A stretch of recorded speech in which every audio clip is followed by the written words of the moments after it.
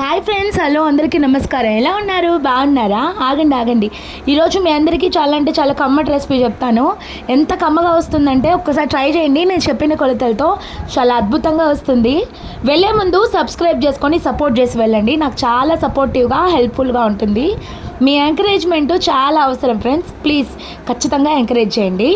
ముందుగా అయితే నిన్న రాత్రి కూరగాయలు చాలా తక్కువ రేట్లో ఉన్నాయి కూరగాయల మార్కెట్లో అని చెప్పేసి కూరగాయలు తెచ్చాడనమాట మా తమ్ముడు, మా అన్నయ్య. ఇదైతే అంటే ఒక్కో సైడు ఒక్కో ప్రాంతంలో ఒక్కో కూరగాయలకి ఒక్కో పేరు ఉంటుందన్నమాట. మాది నెల్లూరు అండి. నెల్లూరులో దీన్ని అయితే గోరుచిక్కుడుకాయలు అంటారు.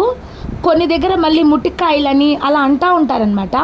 మా దగ్గర అయితే గోరుచిక్కుడుకాయలు అంటారు. ఇదేంటంటే కేజీ 10 రూపాయలు అనేసరికి అత్యాశతో తెచ్చేసామన్నమాట. తెచ్చాక తెలిసింది ఏంటప్ప 10 రూపాయలకి ఇచ్చారు అంటే నార్మల్గా దీని రేటు 50, 60, 40 రూపాయల కన్నా తక్కువ ఉండదు. ఎప్పుడు 40 రూపాయలు ఉంటుంది. మరి ఏంటి 10 రూపాయలు అనగానే కకృతి పడి తెచ్చేసామన్నమాట. తెచ్చాక అర్థమైంది ఇది బాగా ముదిరిపోయిందని. మామూలుగా అయితే ఈ గోరుచిక్కుడుకాయలని శుభ్రంగా నూనెలో వార్చి అంటే నూనెలో బాగా వేయించి తర్వాత పప్పులు పొడి చల్లి తీస్తే చాలా గమ్మగా ఉంటుంది ఫ్రై. చాలా అద్భుతంగా పప్పుచారులోకి, రసంలోకి సూపర్ కాంబినేషను. సరేలే తెచ్చేసాం కదా అని చెప్పి అనుకొని ఇంకా ఏం చేస్తామని శుభ్రంగా కడిగేసి కుక్కర్లో వేసి మునిగేంత వరకు నీళ్ళు పోసి 1/2 స్పూన్ ఉప్పు, 1/2 స్పూన్ పసుపు వేసి 3 విజిల్స్ పెడితే 70% ఉడికింది. 3 విజిల్స్కి కూడా. అంటే నాకు అర్థం కాలేదు ఎన్ని విజిల్స్ పెడితే ఎంత అవుతుందా అని. అంటే మనకి మటను ఇలాంటివంటి ఐడియా ఉంటాయి. ఇది కూరగాయలు ఎప్పుడు కుక్కర్లో వేసి ఉడికించలేదనమాట. సరేలే అని చెప్పి ఎలాగో ఒకలాగా అని చెప్పి కుక్కర్లో వేసి ఉడికించేసాను అనమాట. 3 విజిల్స్కి కూడా అది 70% ఉడికింది. సరేలే ఉడికింది, మిగతా అది నూనెలో వేయించుకుందామని చెప్పి అనుకొని ఇంకా తిరగమాత పెట్టడం స్టార్ట్ చేశాను అనమాట. తిరగమాత కోసం అయితే 4 టేబుల్ స్పూన్ల నూనె వేసుకొని అరుగుదల కోసం జీలకర్ర 1/2 స్పూను, తిరగమాత గింజలు 1 స్పూను వేసుకున్నాను.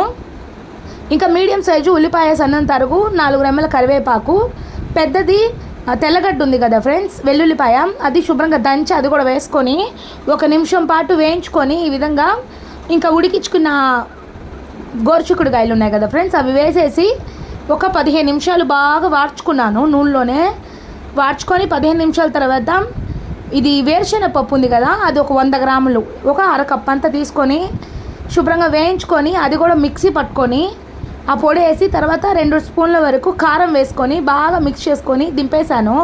చాలా అంటే చాలా బాగా వచ్చింది. నిజంగా మీకు నచ్చితే కనుక ఈ రెసిపీ ట్రై చేయండి. ఇంకో విషయం ఏంటంటే నాలాగైతే కకృతి పడి 10 రూపాయలకి 20 రూపాయలకి వస్తుందని అయితే తెచ్చుకోవద్దు. ఒకవేళ తీసుకునేటప్పుడు ఖచ్చితంగా చెక్ చేసుకోండి. బెండకాయలు, చిక్కుడుకాయలు అంటే ముదిరిపోయిన ఉన్నాయా, పాడైపోయిన ఉన్నాయా అనేసి. నిజంగా అసలు టేస్ట్ అయితే బాగానే ఉంది. ఖాళీ అయిపోయింది తినేసాం అనుకోండి ఎలాగో ఒకలాగా. కానీ నూనెలో వార్చినంత టేస్ట్ అయితే ఈ ఉడకబెట్టి చేసిన కర్రీలు అయితే నాకు అనిపించలేదు. అలా నూనెలో వార్చి చేసుకుంటే ఎంతో బాగుండి అనిపించింది నాకు. ఆ రోజు ఉట్టి అన్నంలో ఇది ఉట్టి కూర తినేసేంత బాగుండింది. ఇది కూడా తక్కువేం కాదు టేస్ట్, కానీ దానంత బాగాలేదు అని అయితే గట్టిగా చెప్పగలను. మీరైతే కూరగాయల మార్కెట్కి వెళ్ళినప్పుడు సచ్చులు పుచ్చులు కొనకుండా మంచివి తెచ్చుకోండి. నాలాగా కకృతి పడైతే తెచ్చుకోవద్దు. సరే, సబ్స్క్రైబ్ కొట్టండి.